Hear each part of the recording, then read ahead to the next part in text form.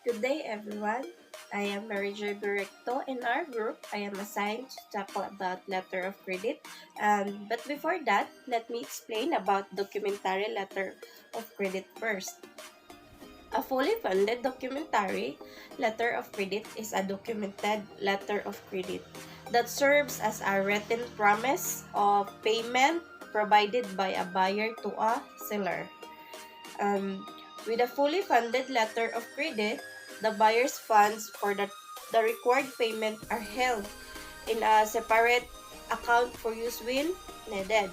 Example of it is similar to the process for escrow. Escrow is also a legal concept describing a financial instrument whereby an asset the seller receives payment when all of the terms of the agreement are fulfilled.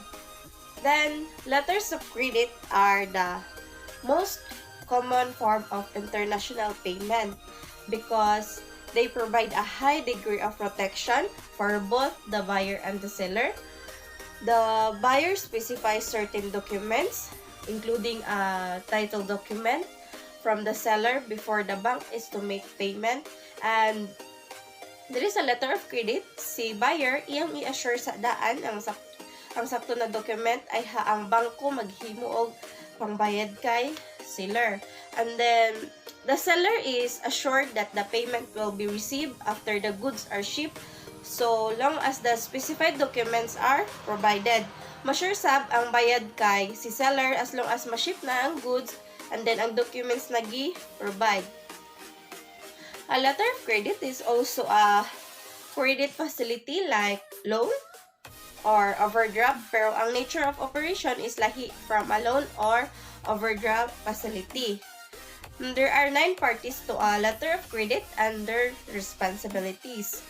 One of it is the applicant's or buyer's responsibilities. Normally, buyer of goods or the importer is the applicant who opens letter of credit. The applicant makes request in writing to their bank to issue a letter of credit in the favor of the seller or exporter of the goods or beneficiary. Instructions must be clear, precise, and free from excessive detail. And then next is the issuing bank. Is the opening bank of a letter of credit on behalf and at the request of the applicant. A letter of credit is a legal contract between the seller or beneficiary and the issuing bank. Letter of credit is created by issuing bank who takes responsibility to pay amount on receipt of documents from supplier of goods. Issuing bank, muna sila ang tighatag sa bayad, tigmo, para mabayaran si seller ni buyer. Third is the advising bank. Is an agent bank of the issuing bank in the country of the exporter. Siya ang tig-forward sa letter of credit paingon sa beneficiary na gabay sa instruction sa issuing bank. Then, ang responsibilidad is to ensure nga ang letter of credit kay nasaynan by authorized signatories of the issuing bank ahead na yun ihatag sa beneficiary. Fourth is the seller's beneficiary's responsibilities. Ang sa beneficiary party under letter of credit submit sa tanan required documents sa bangko in accordance with the terms and conditions, present exactly as called for the credit, must be accordance with terms and conditions, o present documents to the bank quickly. Fifth is confirming bank. Responsibilities of ani is to confirm and guarantee to undertake the responsibility of payment or negotiation acceptance under the credit. Then sixth is the nominated bank. Is the bank authorized by the issuing bank to pay, incur deferred payment liability, to accept bill of exchange and pay on maturity, or to negotiate the letter or credit. 7 is reimbursing bank. Mo ni siya ang mag-authorize to honor the reimbursement claim of negotiation or payment or acceptance. 8 is the carrier.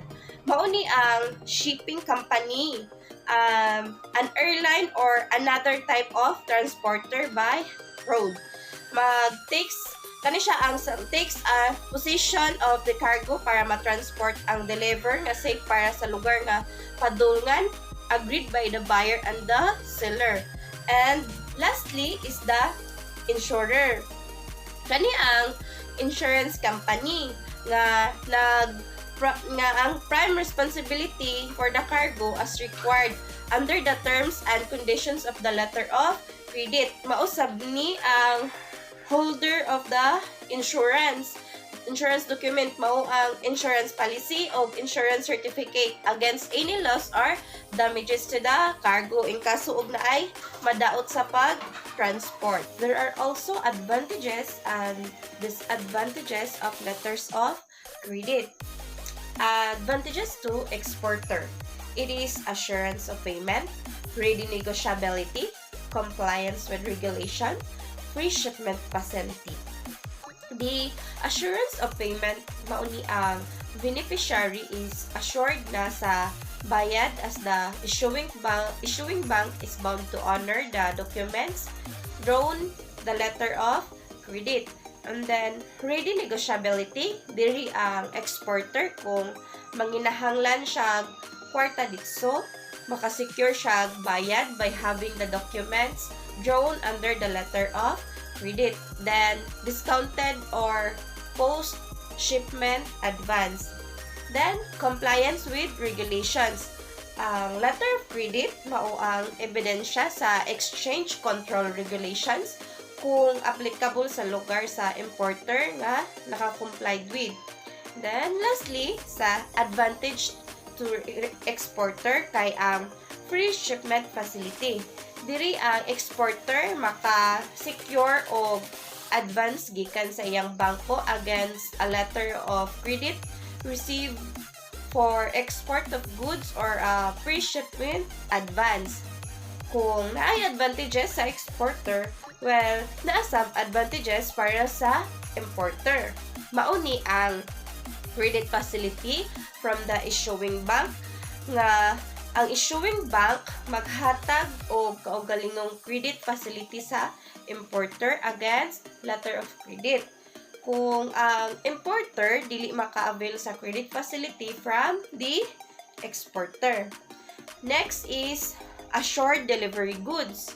Ang importer assured dili lang sa goods but appeal na sa proper care if taken, obtaining the specified goods in time.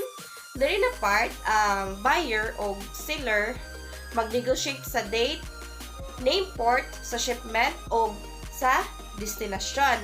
Then, fraudulent documents. Supply certain documents as evidence of shipment, and if bent upon defrauding, he may succeed in obtaining payment by supplying poor quality goods of falsifying the documents. Expensive. Diri ang charges recovered by banks under an open account system ug mas mubo pa kaysa sa under a letter of credit ug ang credit line, cash flow, documents delayed, and goods delayed. Naasab disadvantages to the beneficiary. Ang discrepancies sa documents. Diri kung ang document nga gipresenta wala nag-follow under sa terms of credit, then difficult terms and conditions of letter of credit, ang documents may be difficult to obtain, then different language, diri ang mga lingwahe posible nga dili magkakasabtan sa exporter, then kani siya mamahimo pang dugang gasto pa sa pag-translate sa document. And then, competitive terms, diri ang letters of credit kay grabe ka restrictive nga ang seller mamahimong mawadan og sales to competitors who quote less restrictive terms. Documents delayed. Kasagara ni mahitabo kay ang documents sa title goods dili kakabot sa importer on time sa maong rason nga giprocess pa ni sa lahi nga bangko sa uban countries. Then, ang pinaka-last is ang goods delayed. Kani, tungod sa mga daghan klase-klaseng rason nga maka-cause og damage sa reputasyon o apil na ang financial loss kung ang claim made by the importer. Mao lang ni para sa ako na part. Thank you. Keep safe and God bless everyone. Good day, everyone. I am Pintor Princess Choice. I'm from BA-CORE6 Section I. So, today I will be discussing the sale contract. So, what is the sale contract? As we can read here, it is an agreement between the buyer and the seller in which various terms and conditions of transaction are specified.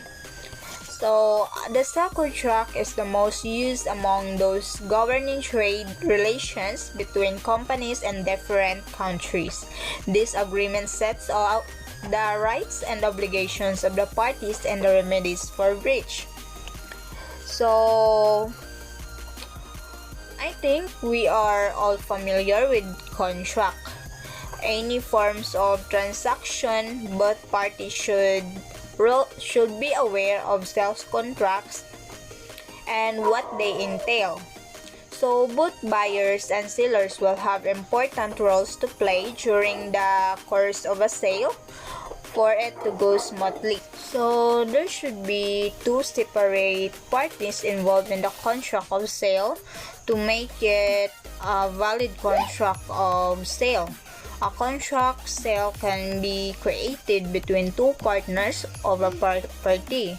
For example, a retail store is owned by two partners. One partner decides to sell his right and ownership to another partner. And some example of sale contract is an invoice. And the sale contract must be put in writing in order to prevent fraud. So, if not, oral contract can be informed as a binding agreement. So, if this may happen, you have to collect some evidence to make you secured. And so, I have an example of agreement here. This is agreement of we buy a land last September. So as we can see, some important matter have stated in the paper. So like for example, some important matters are stated here in the agreement, like the date when it was purchased, the name of the seller, the name of the buyer, the place where it was located, the quantity or size, the price, the most important is the stamp or the signature to prove it that it was really happened in that time. So guys, I'm hoping that you get my point on that, about the sale contract.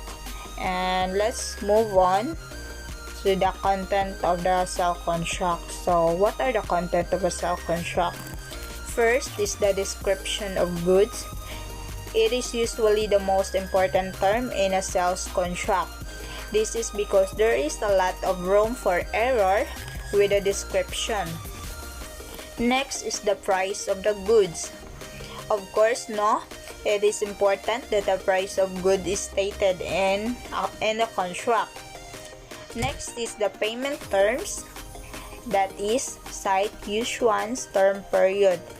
And when you pay the goods, the exact date, a term that diha ra ba kutob or naa pa by extension. Next is the trade terms. This is the setting of responsibilities of the buyer and the seller in a sale, including the sale price, responsibility for shipping, insurance, and custom duties. Next is the packing and the marking. Unless otherwise provided in a purchase order, seller shall package and mark products in accordance with all the requirements specified on the applicable drawing, specifications, and purchase order. Shall pack to prevent contamination, deterioration, or damage. So next is the shipping instructions, that is date shipment, ports of shipment and discharge, insurance of good. Yes, it is important that the goods are insured. Inspections and warranties, methods of payment. It should be through check, through bank accounts, or etc. And lastly is the additional documents or conditions. So that's all the content of the sale contract. Good day everyone, good day sir. I am Elvin Maldupakit, this BA-MM3. I am now discussing about the types of letters of credit. Types of letters of credit. Clean letter of credit. It allows an applicant to issue drafts which must be paid on demand by the bank without additional required documentation. It is a written document issued by a bank to an exporter or to a seller at the request of an importer or a buyer to guarantee payment responsibility. The documentary letter of credit is a bank's promise to pay a seller on behalf if the buyer, as long as the seller complies with precisely defined terms and conditions specified in the credit. A banker's letter of credit is not a subject which the ordinary individual is familiar, and yet there is hardly an hour of his life when he does not come in contact with something, the purchase of which has been financed through this instrument. Revocable letter of credit. This type of letter of credit in which the issuing bank can amend the terms of the letter of credit, that they can cancel the letter of credit completely without giving a prior notice to the receiver.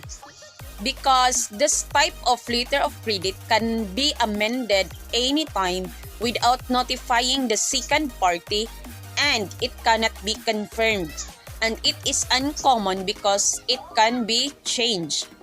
The irrevocable letter of credit, it cannot be changed or can't be cancelled unless everyone that is involved will agree. It is an official correspondence from a bank that guarantees payment for goods or services that being purchased by the individual or entity. It is the terms and conditions of which can neither be amended or can be cancelled. In short, it is a guarantee from the bank that issued in the form of letter. A revocable confirmed letter of credit. In this case, the letter of credit confirming bank also guarantees payment to the beneficiary. It is the highest guarantee to the seller that the buyer will surely pay, because the irrevocable confirmed letter of credit is one to which the advising bank adds its confirmation and make its own independent undertaking to effect payment, negotiations or acceptance, and providing documents are presented which comply with the terms of the letter of credit. A silent confirmation. A silent confirmation is similar to a formal letter of credit. It is a confirmation that is issued to the beneficiary of a letter of credit that in the silent confirmation, the bank undertakes to pay the beneficiary. Therefore, the beneficiary can gain assurance of payment. Revolving letter of credit. The example of this is a credit cards, because in this credit, there is a set of credit limitations, which is the creditor can only spend on the maximum amount. It is an act as a credit facility issued by the bank on a revolving credit basis up to an approved limit of time or value. The revolving letter of credit mechanism.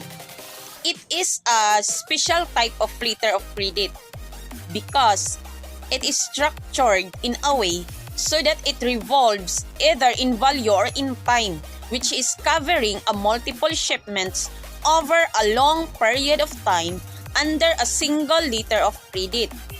It is a financial document that facilitates international as well as domestic trade. It substitutes bank credit for the customer credits. Payment letter of credit, bill drawn on issuing bank. It is that the bank will cover the full or the remaining amount on behalf of the buyer if the buyer is unable to make the said payment. It is the bank who opens letter of credit, and this letter of credit is created by issuing bank who takes responsibility to pay an amount on receipt of documents from the supplier of goods. Bill drawn on confirming bank. The bill drawn on confirming bank is that this letter of credit involves a bank other than the issuing bank guaranteeing the letter of credit. And if the holder and the issuing bank ensures the payment under the letter of credit. Deferred payment letter of credit. The deferred payment letter of credit is also known as a usance letter of credit. It is a commercial letter of credit that provides that the beneficiary will be paid at a later specified maturity date. In short, it is a promise to pay. Acceptance letter of credit, bill drawn on issuing bank. It is a payment of letter of credit that is paid the time draft authorizing payment on or after a specific date when the terms of the letter of credit have been complied with. It is a payment for the whole period. Acceptance letter of credit, bill drawn in confirming bank. It is similar to deferred payment credit through the fact that in this credit drawing of a usance, the bill of exchange is a must. That it must be drawn on the specific bank and honor the same by making payment on the due dates. Site negotiation letter of credit, bill drawn on issuing bank. It is negotiating the bank and can be usually drawn in negotiation credit. It refers to a document that verifies the payment, and once it is payable, it will be presented along with the necessary documents. That this letter of credit must be negotiated the whole parties that is involved and can be used for a national or an international business. Usance negotiation letter of credit, bill drawn on issuing bank paid at maturity. It is a financial load that is borne by the negotiating bank, which provides the beneficiary that will be paid at a later specified maturity date. So what is the ENCO terms? ENCO terms are standard trade definition most commonly used in international sales contract, which are devised and published by International Chamber of Commerce. ICC introduced the first version of ENCO terms, short for International Commercial Terms, in 1936. Most contracts made after 1 January 2000 will refer to the latest edition of ENCO terms, which came into force on that date. The correct reference is to ENCO terms 2000. Unless the parties decide otherwise, earlier versions of ENCO terms, like ENCO terms 1990, are still binding of incorporated in contracts that are unfulfilled and date from before 1 January 2000. So, ENCO terms prevent confusion in foreign trade contracts by clarifying the obligations of buyers and sellers. So, example of Incoterms rules for any model of transportation include the delivered at terminal or DAT, delivered duty paid or DDP, and ex-works or EXW. Incoterms provide a universal set of rules and guidelines that help facilitate trade. In essence, they provide a common language traders can use to set terms for their trade. The typical activities that call for the use of Incoterms include the filling out of purchase order, labeling a shipment for transport, completing a certificate of origin, or documenting a free carrier agreement. So next is the purpose of Incoterms. The purpose of Incoterms is to provide a set of international rules for the interpretation of most commonly used trade terms in local and foreign trade too. Avoid misunderstanding the meaning of certain terms, disputes, and litigation, to adapt the terms to the increasing use of electronic data interchange or EDI. Accommodate the changes in the use of technology in transportation, for example, the unitization of cargo, use of containers, multimodal transport, roll-on, roll-off traffic with road vehicles, railway wagons, and short-sea marine transport. So, that's all my topics. So, thank you for listening, everyone. God bless us all.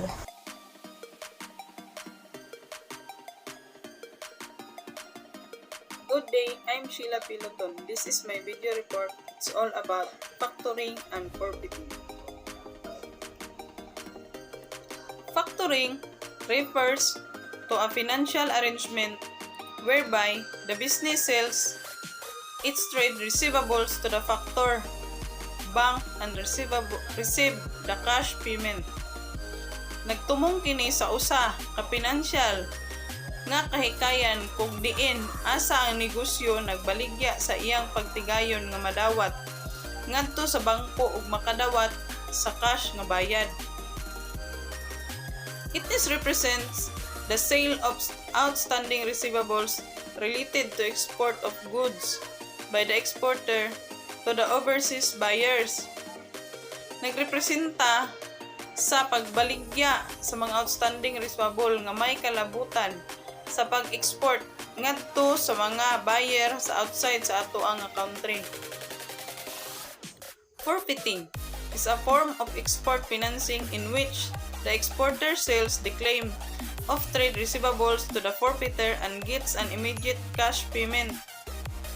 Usa ka porma sa pag-export sa financing kung asa ang exporter nagbaligya sa pag-angkon sa trade receivables ngadto sa forfeiter ug makadawat dayon og cash nga bayad. Factor is the selling of invoice by a seller to a third party. Then invoice discounting, another method used to finance the exporters. Pinilain nga pamaagi nga gigamit sa paggasto sa mga exporters. There's a factoring mechanism.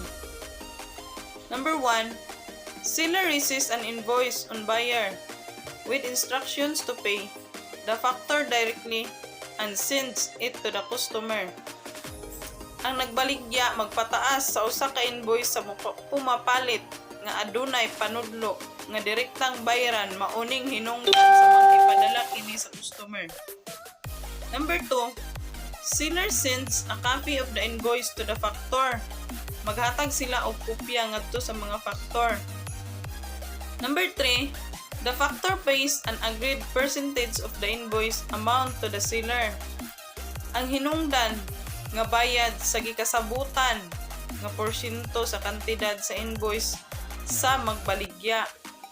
The number 4, The factor operates credit control procedures including maintaining ledger, correspondence, and telephoning the buyer. If necessary, the factor sends a statement of account to the buyer on behalf of the seller.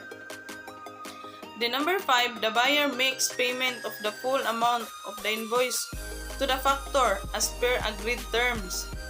Ang pumapalit, nagbayad sa tibuok ng kantidad sa invoice, sumala sa gikasabutan nga termino. Advantage of factoring. The factor provides a quick boost to cash flow within a short time. It is a competitive business and competitive price. It can be a cost-effective way of outsourcing sales ledger while freeing up owner's time to manage the business. It assists smoother cash flow and financial planning. Business may be given useful information to standing the customer's buyers if they pay on time. The buyers can negotiate better terms with suppliers. Factors can provide an excellent strategic as well as financial resource when planning business growth. Business will be protected from the debts if they choose without recourse factoring. Cash is released to the seller by the factor as soon as invoices are reserved by the factor. Advantage to the exporter. The seller collects the credits, does not control. The customer does usually know about the invoice discounting, although it is sometimes disclosed. Annual turnover must usually at least 500,000 pesos, although increasingly business will accept it. A business can choose between recourse and without recourse facilities determining who is responsible for recovering the amount of unpaid invoice. Forfeiting genesis. Forfeit is a French word meaning surrendering the rights, which is of fundamental importance of forfeiting. Forfeiting of capital goods. Then forfeiting secondary markets. Secondary markets meaning aftermarket. Advantage to the exporters. Relieves the balance sheets of contingent liabilities, improve liquidity. No interest rate risk. No risk of exchange rate. No risk of change in the status of the debtor. No credit administration and collection problems and related risk and cost. There is disadvantage to the exporter. High cost of financing. There is a requirements of a forfeiter. First, name of the buyer and his nationality. It is important to know the name of the buyer and his nationality. Nature of goods to be sold. Ang nature sa kanang goods or sa mga baligya nga ilang gaibal. Date of the delivery. Then value and currency of the contract. Kailangan kabalo ka sa value and currency sa contract. Date and duration of the contract. Kabalo ka sa duration sa contract o iyang date. Credit period and number and timing of payments including any interest rate agreed with the buyer. Documents required by the forfeiter. Napoy mga documents nga required sa forfeiter. Muna sila ang evidence of the debt to be used. Bills of exchange, promissory notes, letters of credits, and identify of the guarantor or name of the availing bank. Date of the delivery of the documents. Dapat kabalo ka og kano sa i-deliver ang documents. Import and export license if required. Exchange control permissions to transfer funds if required. Copy of supply contract or if payment terms. Then copy of signed commercial invoice. Copies of all shipping documents. Dapat kabalo ka sa mga kopya sa mga gipang-ship ng mga documents din. Letter of assignment and notification of the guarantor. Then lastly, letter of guarantee or eval.